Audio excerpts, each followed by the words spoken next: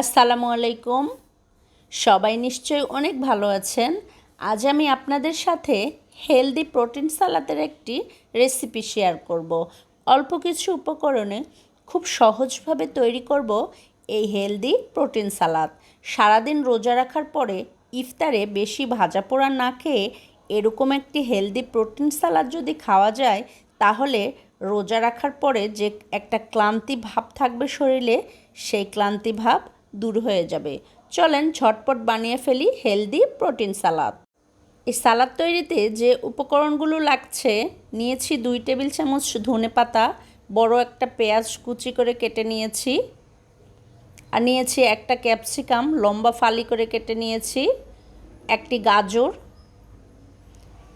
একটি টমেটো, আর নিয়েছি একটি আপেল, পেঁয়াজ পাতা কুচি করে কেটে নিয়েছি, আর নিয়েছি বাঁধাকপি 1.5 কাপ পরিমাণ, আর নিয়েছি পনির। একটি মিক্সিং বলে সবগুলো সবজি দিয়ে দিব। তবে এখানে একটা কথা, এখানে আপনারা ব্রকলি সেদ্ধ করে দিতে পারেন, তারপরে কাজু বাদাম, চীনা বাদাম, সেদ্ধ ছোলা এগুলো অ্যাড করতে পারেন, কোনো সমস্যা নেই। যার যার পছন্দ মতো সবজি দিলেই চলবে।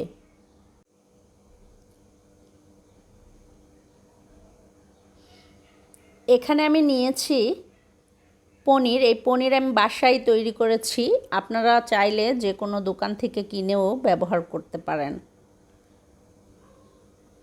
এখন এটাকে এক সাইড করে সালাদ ড্রেসিং তৈরি করে নিব।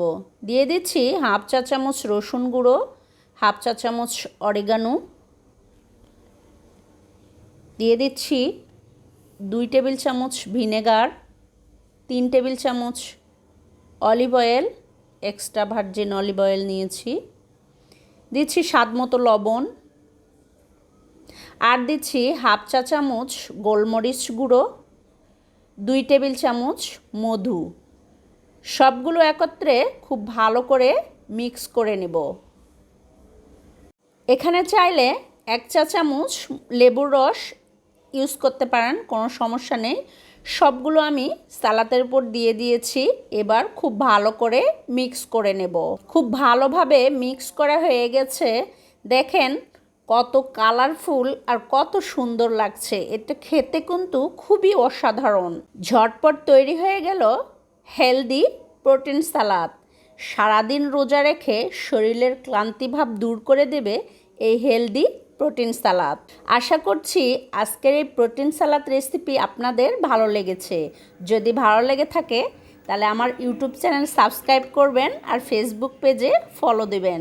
সবাই ভালো থাকবেন, সুস্থ থাকবেন, আমার জন্য দোয়া করবেন। আল্লাহ হাফেজ।